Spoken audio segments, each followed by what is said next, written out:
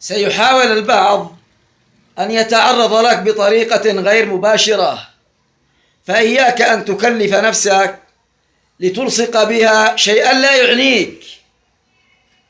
كانت أم جميل والتي أسماها القرآن بحمالة الحطب تحاول أن تؤذي النبي صلى الله عليه وآله وسلم بقولها: مذمما أبينا ودينه قلينا وأمره عصينا. فكان الصحابة رضوان الله عليهم يقولون: يا رسول الله إنهم يشتمونك.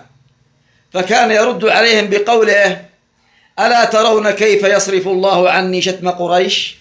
فإنهم يسبون أو يشتمون مذمما وأنا محمد.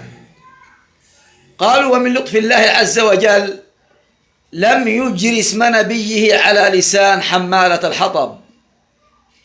وقال رجل لعمر بن عبد العزيز: أأنت حمار؟ قال: لا،